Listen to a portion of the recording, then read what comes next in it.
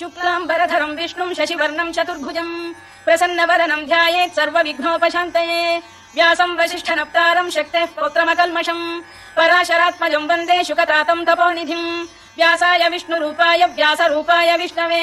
नमो वै ब्रह्मनिधये वासिष्ठाय नमो नमः अविकाराय शुद्धाय नित्याय परमात्मने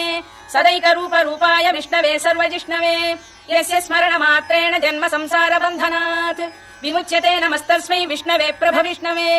ॐ नमो विष्णवे प्रभविष्णवे श्रीवैशम्पायन उवाच श्रुत्वा धर्मानशेषेण पावनानि च सर्वशः युधिष्ठिरः शान्तनवम् पुनरेवाभ्यभाषत युधिष्ठिर उवाच किमेकम् दैवतम् लोके किं वाप्येकम् परायणम् स्तुवन्तः कङ्कमर्चन्तः प्राप्नुयुर्मानवा शुभम् को धर्मः सर्वधर्माणाम् भवतः परमो मतः किं जपन्मुच्यते जन्तुर्जन्म संसारबन्धनात् श्रीभीष्म उवाच जगत्प्रभुम् देवदेवमनन्तम् पुरुषोत्तमम् स्तुवन्नाम सहस्रेण पुरुषः सततोत्थितः तमेव चात्ययन् नित्यम् भक्त्या पुरुषमव्ययम्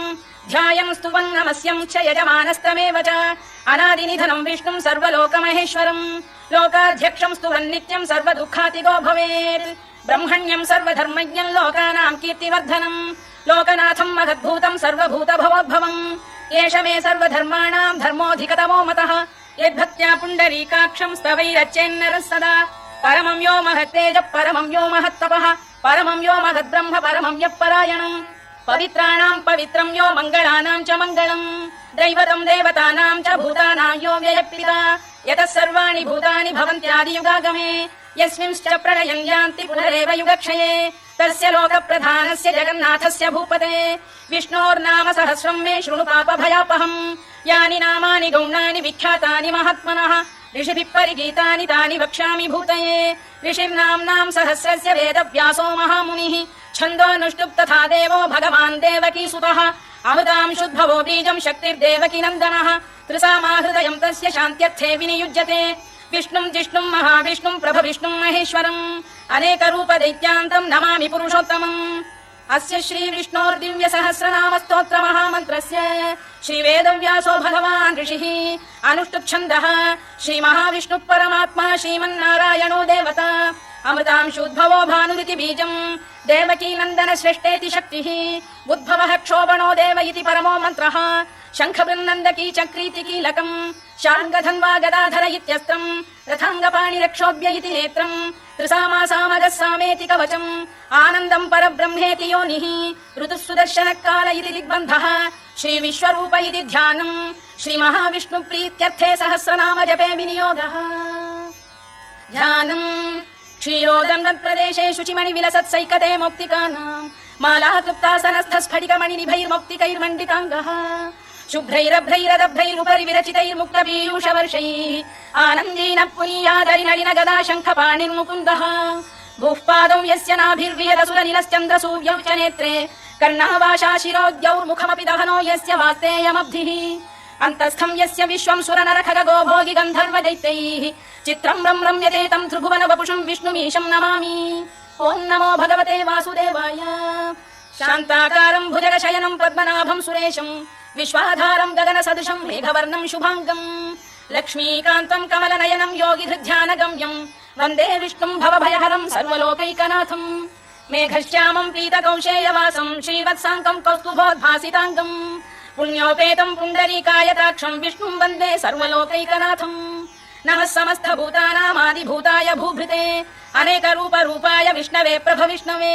सशङ्खचक्रम् सकिरीटकुण्डलम् सपीतवस्त्रम् सरसीरुपेक्षणम् सहारवक्षस्थलशोभिकौस्तुभम् नमामि विष्णुम् शिरसा चतुर्भुजम्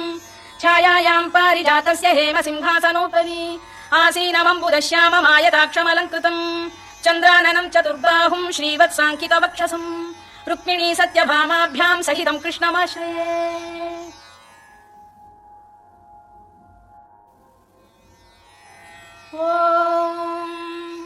विश्वम् विष्णुर्वशत्कारो भूतभव्य भवत्प्रभुः भूतकृद्भूतवृद्भावो भूतात्मा भूतभावनः भूतात्मा परमात्मा च मुक्तानाम् परमागतिः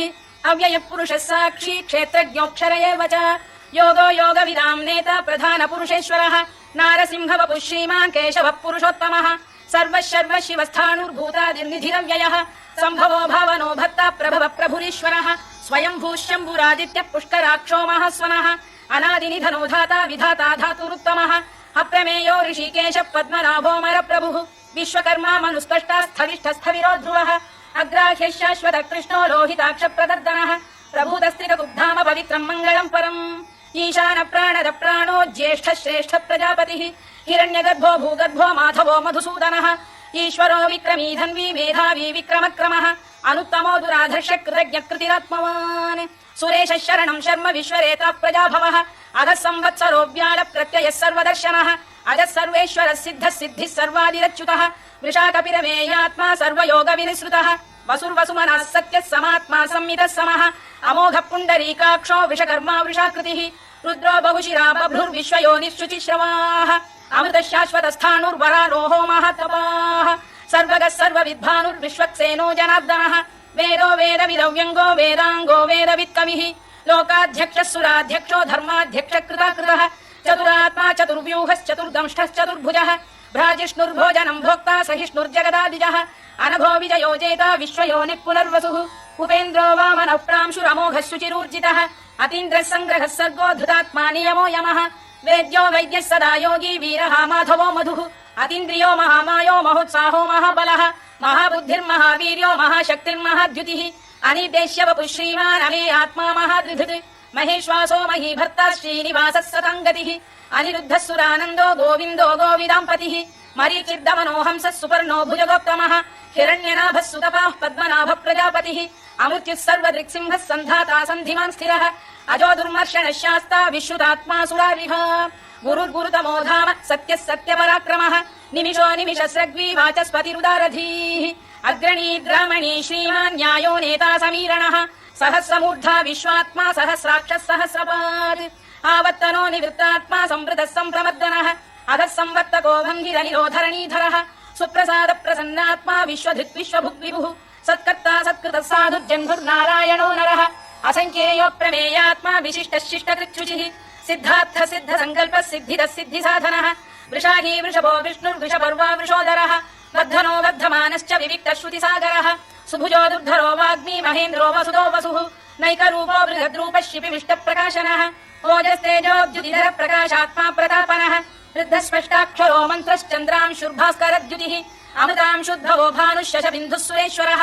औषधम् जगतः सेतुः सत्यधर्मपराक्रमः भूतभव्यभवन्नाथः पवनः पावनो नरः कामः कामकृत्कान्तः कामः कामप्रदप्रभुः युगादिकृद्युगावत्तो नैकमायो महाशनः अदृश्यो व्यक्तरूपश्च सहस्रजिदनन्तजित् इष्टो विशिष्टः शिष्टेष्टः शिखण्डी नघुषो वृषः क्रोधः क्रोधकृत्कर्ता विश्वबाहुर्महीधरः अच्युत प्रथित प्राण प्राणदो वासवानुजः अपां निधिरधिष्ठानमप्रमत्त प्रतिष्ठितः स्कन्द स्कन्दधरो धुर्यो वरदो वायुवाहनः वासुदेवो बृहद्भानुरादिदेवः पुरन्दरः अशोकस्तारणस्तारः शूरः शौरिर्जनेश्वरः अनुकूलः शतावत्तः पद्मी पद्मनिभेक्षणः पद्मनाभोरविन्दाक्ष पद्मगर्भः शरीरभृत् महर्धिर्वृद्धो वृद्धात्मा महाक्षो गरुडध्वजः अतुरशरभो भीमः समयज्ञो हविर्हरिः सर्वलक्षणलक्षण्यो लक्ष्मीवान् समितिञ्जयः विक्षरो रोहितो मार्गो हेतुर्दामोदरः सहः महीधरो महाभागो वेगवानमिताशनः उद्भवः क्षोभणो देवः श्रीगर्भः परमेश्वरः कारणम् कारणम् कर्ता विकर्ता गहनो गुहः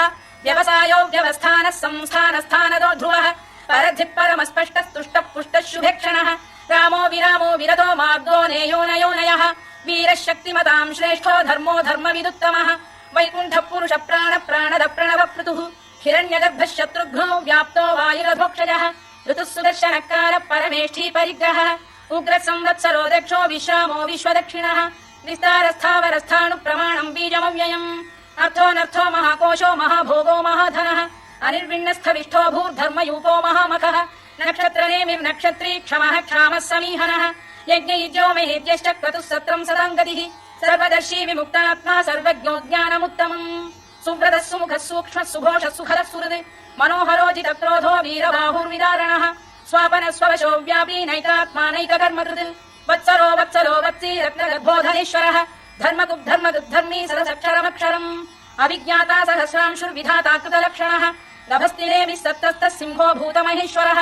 आदिदेवो महादेवो देवेशो देवभृद्गुरुः उत्तरो गोपतिर्गोप्ता ज्ञानगम्यः पुरातनः शरीरभूतभृद्भोक्ता कवीन्द्रो भूरि दक्षिणः सोमपो मृतपः सोमः पुरुजिः पुरुसत्तमः विनयो जयः सत्यसन्धो दाशार्हः सात्वताम् पतिः జీవో వినయితా సాక్షి ముకుందో మిత విక్రమః అంభో నిధిరనంతాత్మా మహోదధిశయోంతకః అజో మహార్ఘ స్వాభావ్యో జిరామిత్ర ప్రమోదనః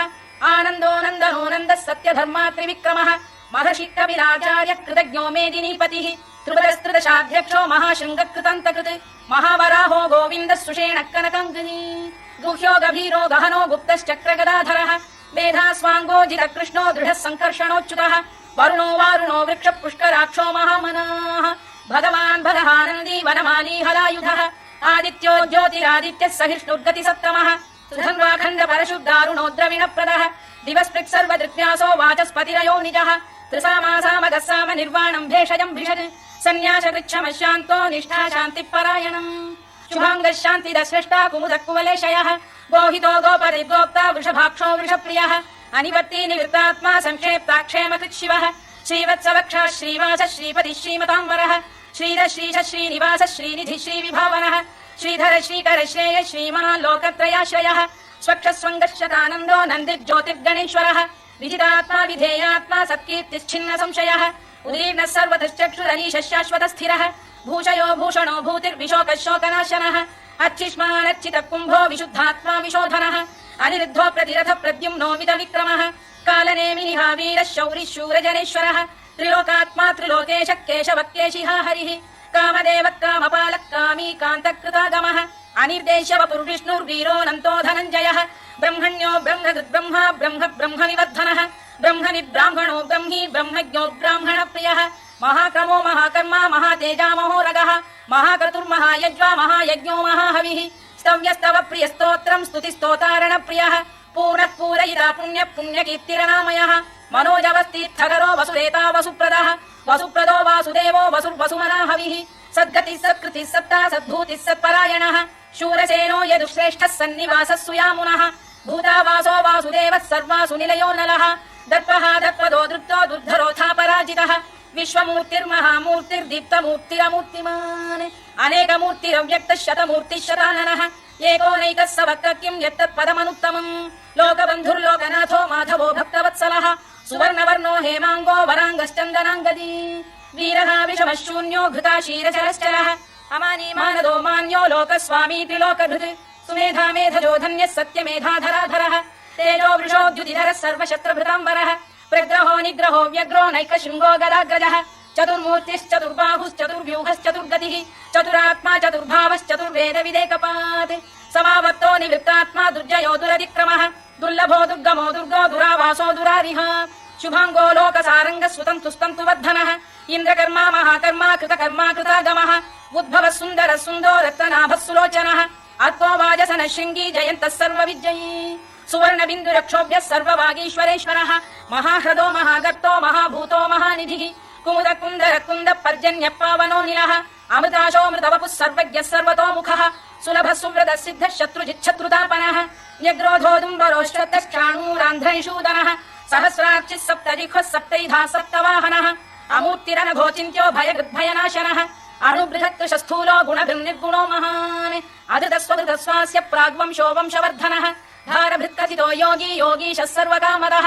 ఆశ్రమశ్రమణः క్షామः సుపర్ణో వాయువాహనः ధనుర్ధరో ధనుర్వేదో దండో దమయితాగమः అపరాజితः సర్వసహో నియంతా నియమో యమः సత్వవాన్ సాత్వికः సత్యः సత్యధర్మపరాయణः అభిప్రాయ ప్రియార్బోధ ప్రియకృత్ప్రీతివర్ధనः విహాయ సగదిర్జ్యోతిः సురుచిర్పుతభుక్ విభుః రవిర్విరోచనः సూర్యः సవితార విలోచనः అనంతో హుత బుద్భోక్తా సుఖదో నైకజోగ్రజः అనిర్విణ్ణः సదామర్షి లోకాధిష్టానమద్భుతः సనాత్ సనాతన తమః కపిరవ్యయः స్వస్తిదः స్వస్తికృత్ స్వస్తి స్వస్తి భుక్ స్వస్తి దక్షిణः ఆరోగ్య కుండలీ చక్రీ విక్రమ్ యూర్జిత శాసనः శబ్దాతిగ శబ్దసః శిశిరः శర్వరీకరः అక్రూరప్పేశలో దక్షో దక్షిణः క్షమినాంబరः విద్వత్తమో వీతభయ పుణ్య శ్రవణ కీర్తనः ఉత్తారణో దుష్కృతిః పుణ్యో దుస్వప్ననాశనः వీరः రక్షణ సంతో జీవన పర్యవస్థితः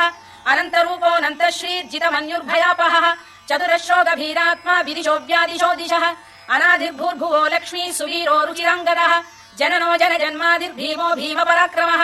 ఆధార నిలయో ధాతా పుష్పహాస ప్రజాగరः ఊర్ధ్వగ సత్పథాచార ప్రాణద ప్రణవప్రణः ప్రమాణం ప్రాణ నిలయ ప్రాణభృత్ ప్రాణజీవనः తత్వం తత్వవిదేకాత్మా జన్మ మృత్యుజరాతిగः భూర్భువ స్వస్తరుస్తారः సవితా ప్రపితామహः యజ్ఞో యజ్ఞపతిర్యజ్వా యజ్ఞాంగో యజ్ఞవాహనः यज्ञभृद्यज्ञकृद्यज्ञी यज्ञभुग्यज्ञसाधनः यज्ञान्तकृद्यज्ञगुह्यमन्नमन्नाद एव च आत्मयोनिः स्वयं जातो वैखानः सामगायनः देवकी नन्दन स्रष्टा क्षितीश पापनाशनः शङ्खबृन्नन्दकी चक्री शार्ङ्गधन्वा गदाधरः तथाङ्गपाणिरक्षोभ्यः सर्वप्रहरणायुधः सर्वप्रहरणायुधवो नम इति वनमाली गरीशाङ्गी शङ्खी चक्री च नन्दकी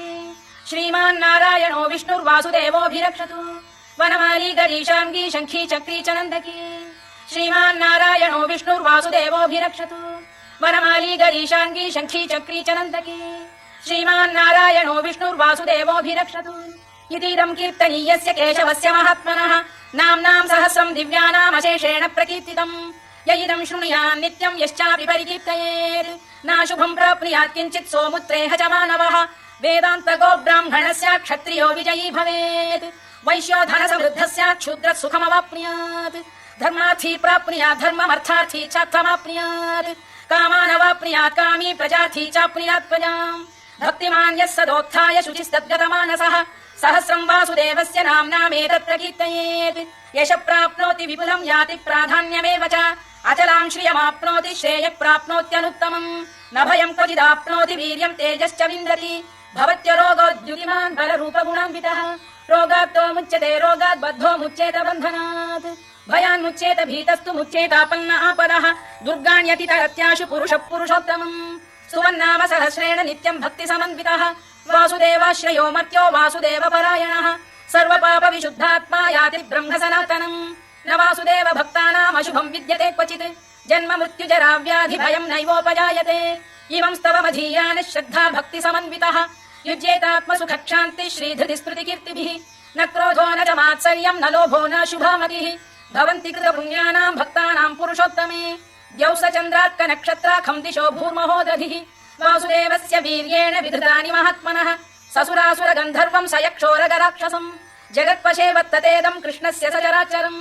इन्द्रियाणि मनोबुद्धिः सत्त्वम् तेजो बलम् धृतिः वासुदेवात्मकान्याहुः क्षेत्रम् क्षेत्रज्ञ एव च सर्वागमानामाचार प्रथमम् परिकल्पते आचार प्रभवो धर्मो धर्मस्य प्रभुरच्युतः ऋषयः पितरो देवा महाभूतानि धातवः जङ्गमा जङ्गमम् चेदम् जगन्नारायणोद्भवम् योगो ज्ञानम् तथा साङ्ख्यम् विद्या शिल्पादिकर्म च वेदाः शास्त्राणि विज्ञानमेतत् सर्वम् जनार्दनात् एको विष्णुर्महद्भूतम् पृथग्भूतान्यनेकशः त्रीन् लोकान् व्याप्य भूतात्मा भुङ्क्ते विश्वभुवव्ययः इमम् स्तवम् भगवतो विष्णो व्यासेन कीर्तितम् पठेद्य इच्छेत् पुरुषः श्रेयः प्राप्तुम् सुखानि च विश्वेश्वरमजम् देवम् जगतः प्रभुमव्ययम् भजन्ति ये पुष्कराक्षम् न ते यान्ति पराभवम् वोन्नम इति अर्जुनोवाच पद्मपत्र विशालाक्ष पद्मनाभसुरोत्तम भक्तानामनुरक्तानाम् त्राता भव जनार्दन श्रीभगवानुवाच यो माम् नाम सहस्रेण स्तोतुमिच्छति पाण्डव सोऽहमेकेन श्लोकेन स्तुत एव न संशयोन्नम इति व्यासोवाच वासनाद् वासुदेवस्य वासितम् भुवनत्रयम् सर्वभूतनिवासोऽसि वासुदेव नमोऽस्तुते ओन्नम इति पार्वत्युवाच केनोपायेन लघुना विष्णोर्नाम सहस्रकम् पठ्यते पण्डितैर्नित्यम् श्रोतुमिच्छाम्यहम् प्रभो ईश्वरोवाच श्रीराम राम रामेति रमे रामे मनोरमे सहस्रनाम तत्तुल्यम् राम नाम वरानने श्रीराम राम रामेति रमे रामे मनोरमे सहस्रनाम तत्तुल्यम् राम नाम वरानने श्रीराम राम रामेति रमे रामे मनोरमे सहस्रनाम तत्तुल्यम् राम नाम वरानने राम नाम वराननमोन्नम इति ब्रह्मोवाच नमोऽस्त्वनन्ताय सहस्रमूर्तये सहस्रपादाक्षि शिरोरुबाहवे सहस्रनाम्ने पुरुषाय शाश्वते सहस्रकोटियुगधारिणे नमः सहस्रकोटियुगधारिणे नमोन्नम इति सञ्जय उवाच यत्र योगेश्वर कृष्णो यत्र पार्थो धनुर्धरः तत्र श्रीर्विजयो भूतिर्ध्रुवानि निर्मतिर्मम श्रीभगवानुवाच अनन्याश्चिन्तयन्तो मां ये जनाः पर्युपासते तेषाम् नित्याभियुक्तानाम् योगक्षेमम् वहाम्यहम्